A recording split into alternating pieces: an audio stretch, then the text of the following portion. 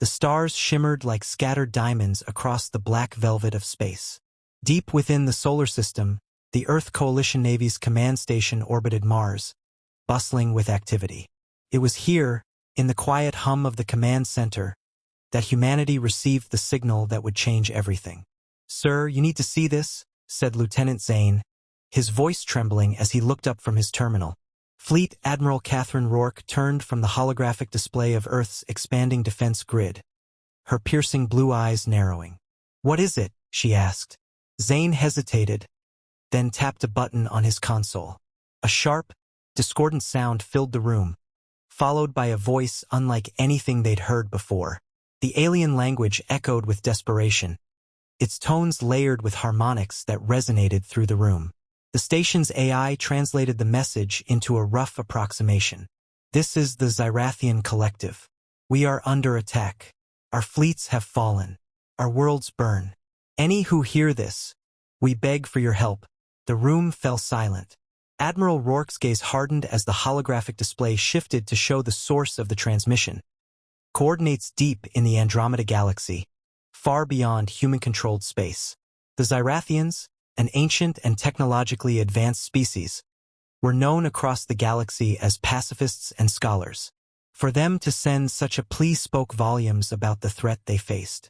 Rourke took a deep breath. Assemble the Council. Humanity had only recently become a spacefaring civilization, compared to the millennia-old species that populated the galactic stage. They were newcomers, scrappy and resourceful, but often dismissed as insignificant by the larger Galactic Council of Allied Species. Yet, in the council chambers, humanity's representative, Ambassador James Holt, stood firm. "The Zyrathians are one of the most advanced civilizations we know," Holt said, addressing the council's holographic avatars.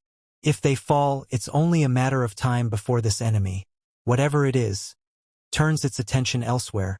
A reptilian ambassador hissed in disdain. "This is not our fight, human. The shroud is unstoppable. Countless civilizations have fallen to it over eons.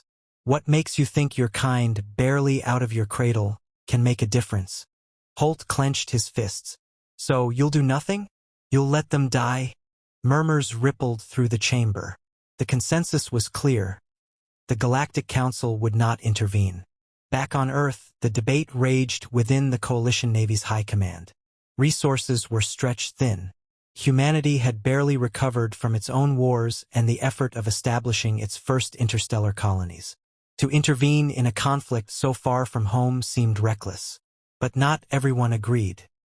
In a small, dimly lit conference room aboard the ECS Resolute, Captain Elena Darrow watched the council proceedings replay on a screen. Her jaw tightened as the alien ambassadors voted one by one to ignore the Zyrathians' plea. Around her sat the officers of the Earth Coalition Navy's Task Force Resilience. "This isn't just about them," Darrow said, her voice steady but laced with anger. "The shroud is a threat to all life. If we wait for it to come to us, it'll be too late." "Permission to speak freely, ma'am?" asked Lieutenant Commander Malik Rivera, leaning back in his chair. "Granted. This sounds like a suicide mission. 7 ships against... what? A fleet capable of taking down the Zyrathians?" Rivera gestured to the hologram of Zyrathia Prime, the Zyrathians' capital world, flickering with signs of devastation. "We're walking into the jaws of death." "Maybe," Darrow replied. "But if not us, then who? The Council's abandoned them, and we're their only chance." Rivera opened his mouth to argue but stopped when Sergeant Maeve Colt, a seasoned ground soldier with a scar running across her cheek, spoke up. "He's right. It's suicide.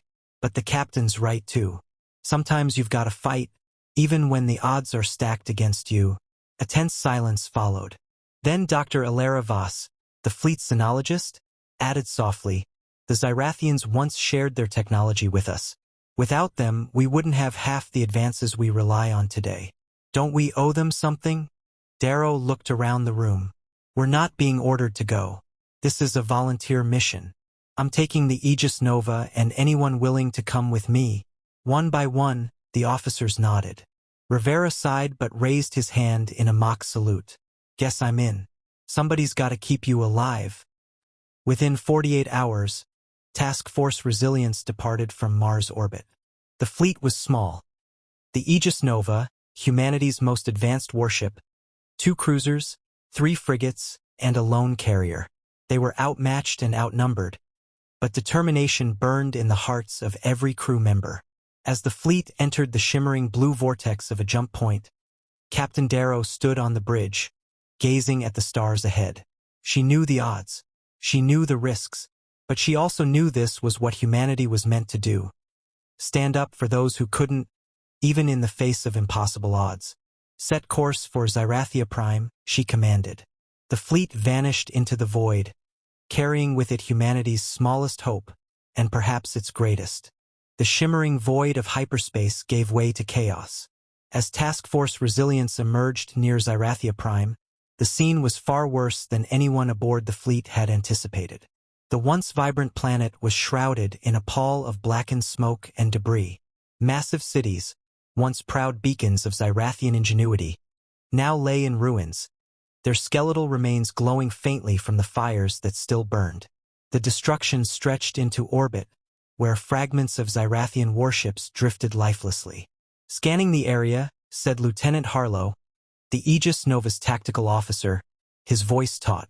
I'm picking up sporadic energy signatures, remnants of Xyrathian ships, but most of their fleet is gone.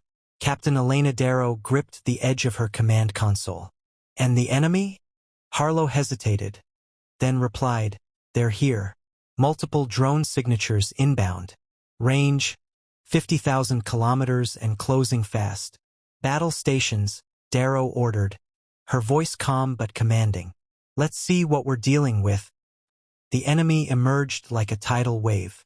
The Shroud's drones were sleek, black machines, their surfaces shimmering like liquid metal as they moved with eerie precision.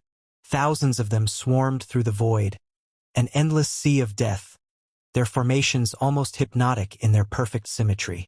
Contact in 60 seconds, Harlow called out. Their numbers. They're overwhelming. Darrow stood tall, her gaze fixed on the tactical display. They may have the numbers, but we have ingenuity. Commander Rivera, prepare our countermeasures. Rivera, seated at the helm of the fleet's tactical AI network, gave a sharp nod. Decoy drones online. Activating electromagnetic scatter grid. As the Shroud's forces closed in, Task Force Resilience moved like a predator cornered but unbroken. The Aegis Nova unleashed waves of decoy drones, each broadcasting human fleet signatures. At the same time, the scatter grid created phantom signals, confusing the Shroud's targeting systems. The enemy fleet splintered into smaller groups, chasing illusions. Enemy formation disrupted, Rivera reported with a grin. They're falling for it. Good, Darrow said. Now let's hit them hard. All ships, fire at will. The human fleet struck with precision. Railgun rounds and guided plasma torpedoes cut through the Shroud drones, detonating several with each volley. The frigates darted through the chaos, exploiting the confusion, while the cruisers formed a protective line around the Aegis Nova and its carrier. For a moment, it seemed like the impossible was within reach. But the Shroud adapted. The drones began to realign, their movements growing more coordinated. They ignored the decoys, focusing solely on the human fleet. One by one, the gaps in their formation closed. They're learning, Rivera muttered, his grin fading. And fast. Keep them off the carrier, Darrow ordered. We can't afford to lose our fighter support. Even as the tide began to turn, a new signal appeared on the fleet's sensors. A Xyrathian warship, damaged but still operational, emerged from the planet's atmosphere. It was massive, its hull scorched and riddled with holes, but it carried an air of defiance. This is Xyrathian Commander Vale, a voice crackled over the comms. Human fleet, we owe you a debt already. Allow us to return the favor. The Xyrathian ship joined the battle, its advanced weaponry cutting through the Shroud drones with ease. With their combined efforts, the human-Xyrathian alliance managed to repel the immediate threat. As the last of the drones disintegrated into debris, a tense silence settled over the battlefield. On the bridge of the Aegis Nova, Darrow took a deep breath. Status report? Minor damage across the fleet, Harlow said. We lost 2 frigates, but we're still operational. And the Zyrathians? Rivera glanced at his console. What's left of them, anyway? They're hailing us. Put them through. The image of Commander Vale appeared on the screen. His pale, elongated face was etched with exhaustion, but his eyes burned with determination. You came, he said simply. Darrow nodded. We're here to help. But we need to know everything about the enemy. Vale's expression darkened. The Shroud is not a fleet. It's a plague. And if we don't stop it here, it will consume everything. Darrow straightened. Then let's get to work. The skies above Zyrathia Prime churned with chaos as the Shroud's main fleet descended.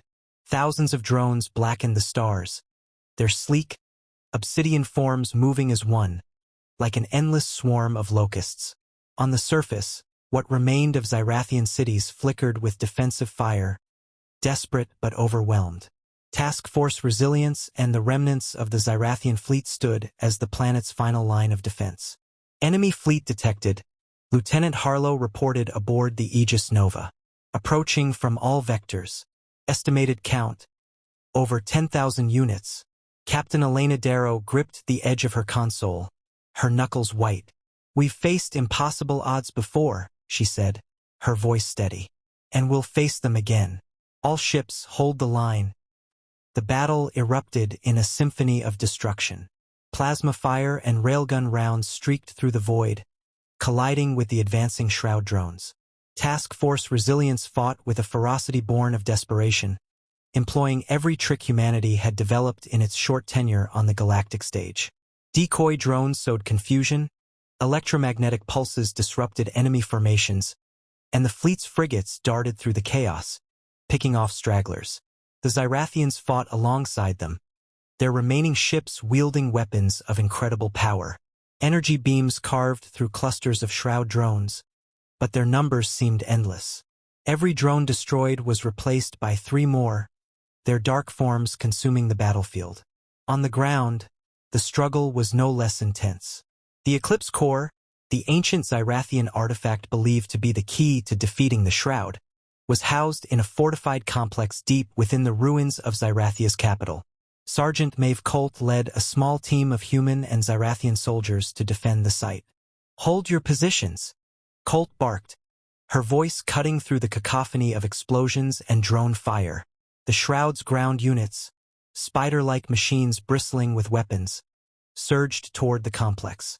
Colt's team fought fiercely, their combined firepower holding the enemy at bay, but the pressure was relentless. Aboard the Aegis Nova, Dr. Ilara Voss worked frantically alongside Zyrathian scientists to activate the Eclipse Core. The core is incomplete, Voss said, her hands trembling as she examined the artifact. We need more energy to power it. More than we can generate. Then we'll find another way, Darrow said, her voice firm. Harlow, divert all power from non-essential systems to the main reactor.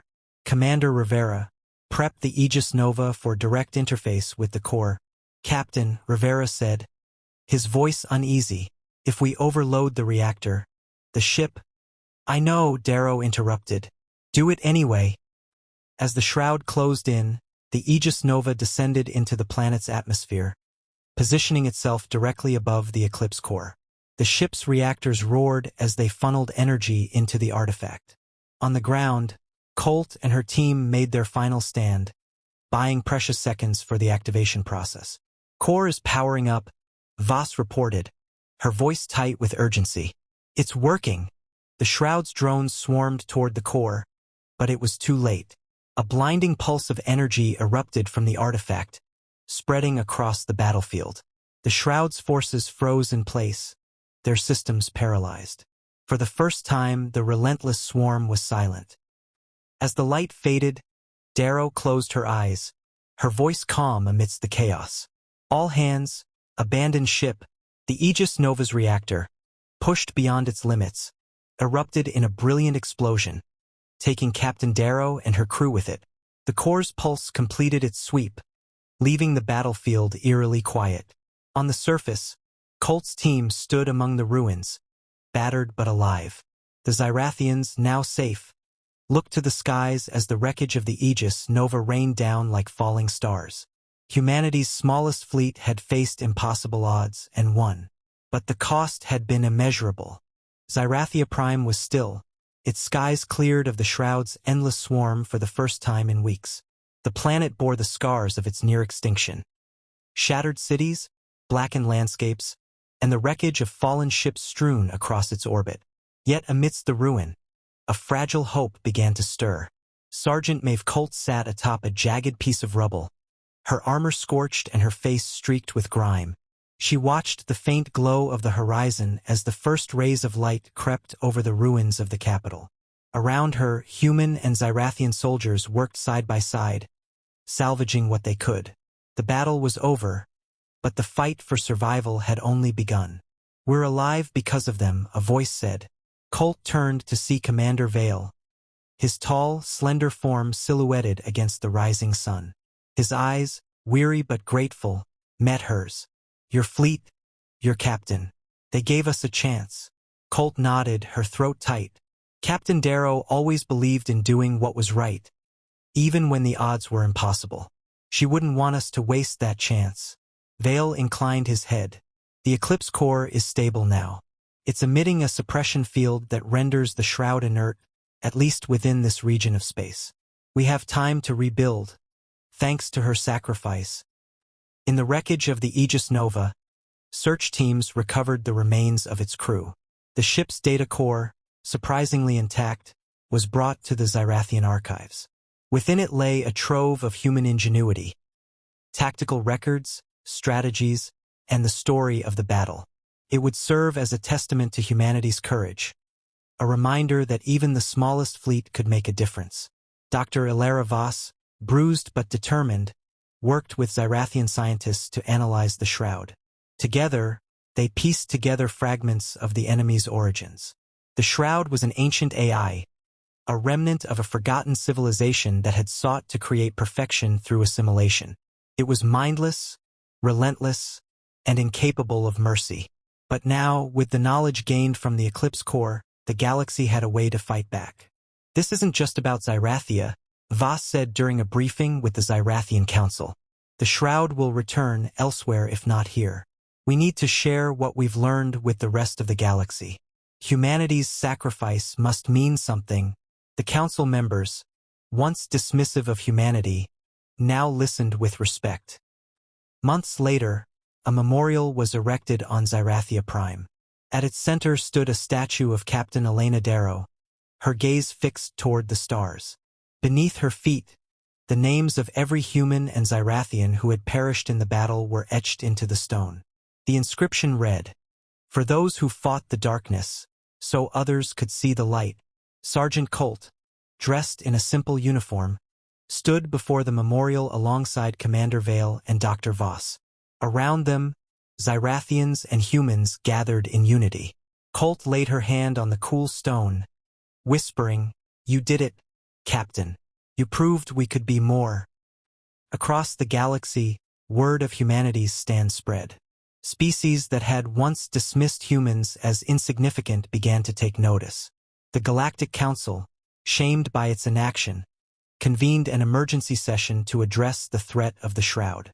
For the first time in centuries, the disparate civilizations of the galaxy united under a single purpose: survival.